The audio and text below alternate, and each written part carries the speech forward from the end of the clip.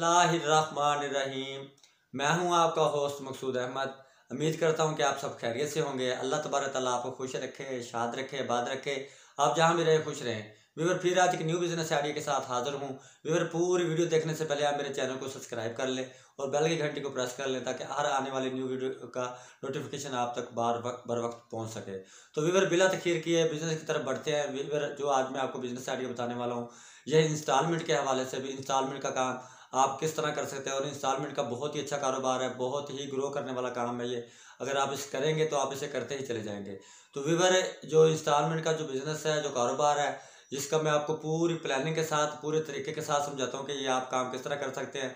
और काफ़ी लोग व्यूअर ये कहते हैं कि ये काम जो किस्तों पे जो काम करता है, इलेक्ट्रॉनिक्स का सामान या मोबाइल वगैरह हो गया, जो फ्रिज वगैरह हो गई, एसी, कोई चीज़ भी अगर इंस्टॉलमेंट पे है तो वो अक्सर लोगों को नहीं पता है। तो वो ऐसे कह देते हैं ये सूद का काम है जी, ये सूद में शुमार होता है। तो व्यूअर ये काम सूद में नहीं है। आप किसी मुफ्ती से, किसी उलमा कराम से आप पूछ सकते हैं कि ये कारोबार सूद का नहीं है, किस्तों का कारोबार सूद पे नहीं है। तो ठीक है ना जी, आप किसी से भी मालूमात करके भी यह काम अपना शुरू कर सकते हैं। तो उसके अगर आप काम करने के आप यानी कि ख्वाहिश रखते हो तो उससे पहले आप उलमा कराम से, मुफ्ती कराम से रब्ता कर लोगे तो उससे पूछ लेंगे भी इसकी क्या क्या यानी कि किस किस चीज़ से बचना चाहिए हमें। ठीक है ना जी, वो जो तरीकाकार आपको बताएंगे आप उसी तरीक़ेकार को मद्देनजर रखते हुए इंस्टॉलमेंट का काम करना है। तो व्यूअर इंस्टॉलमेंट का काम आप यानी कि आपने एक अदर शॉप ले लेनी है। शॉप आप जिस सिटी में भी रहते हैं, जिस तरह मैं मुल्तान सिटी में रहता हूँ, आप जिस सिटी में भी रहते हैं, इसके लिए इंस्टॉलमेंट के लिए काम करने के लिए आपको मेन पे शॉप लेने की कोई ज़रूरत नहीं है। क्योंकि मेन पे जो बंदा शॉप लेता है उसका रेंट ज़्यादा होता है, किराया उसका ज़्यादा होता है। तो आपको ये किसी मार्केट के अंदर अगर शॉप मिल जाए या किसी मोहल्ले के अंदर शॉप मिल जाए तो ये आप जहाँ भी शॉप बना लेंगे इंशाल्लाह ये आपकी इंस्टॉलमेंट की कॉरपोरेशन की जो शॉप है ये आपका काम चल जाएगा। तो अगर आप किसी मोहल्ले में भी लेते हैं अगर शॉप लेते हैं तो उसका मिनिमम 2 से 3 हज़ार रुपये किराया होगा। और उसके बाद व्यूअर आपको कितनी इन्वेस्टमेंट चाहिए, कितनी इन्वेस्टमेंट से आप काम शुरू कर सकते हैं। व्यूअर फिलहाल जो आपने काम शुरू करना है आप 2 से 2.5 लाख रुपए की इन्वेस्टमेंट से आप अपना काम स्टार्ट कर सकते हैं। उसका मैं तरीकाकार बताता हूँ को आपने कौन कौन सी चीज़ आपके पास होनी चाहिए जो आपको यानी कि प्रॉफिटेबल है।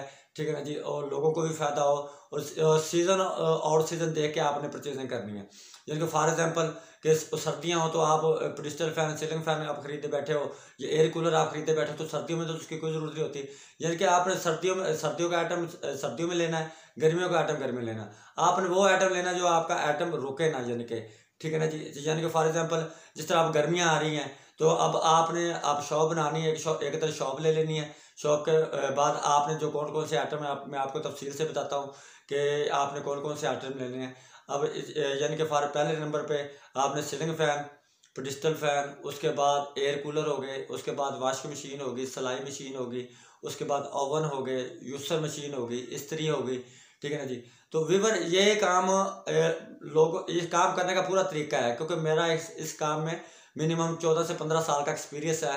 मैं आपको पूरे तरीके के साथ बताता हूँ कि ये आप काम किस तरह आपको ज़्यादा सूटेबल रहेगा। अक्सर लोग जो करते हैं वो मंथली इंस्टॉलमेंट करते हैं कि यानी कि कोई चीज़ दे दी, वॉशिंग मशीन दे दी, फ्रिज दे दी, एसी दे दिया, या सिलाई मशीन दे दी, ठीक है ना जी, या मोबाइल दे दिया। तो व्यूअर लोग लेते हैं मंथली इंस्टॉलमेंट। आपने मंथली इंस्टॉलमेंट नहीं लेनी। आपने जो भी सामान देना है आपने शॉपकीपर को देना है। शॉपकीपर को सामान देने का आपका ये फ़ायदा होगा कि शॉपकीपर को आपको उसके साथ इस तरह कंप्रोमाइज़ होगा कि भाईजान इसकी जो इंस्टॉलमेंट होगी वो डेली बेसिस पे लेंगे।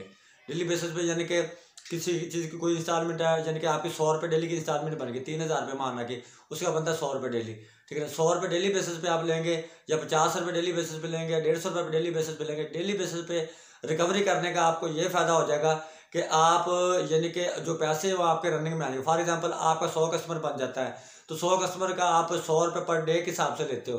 किसी को आपने एयर कूलर दिया, किसी को सीलिंग फ़ैन दिया, किसी को डिजिटल फ़ैन दिया, किसी को मोबाइल दिया है, किसी को यानी कि यूसर मशीन दी है।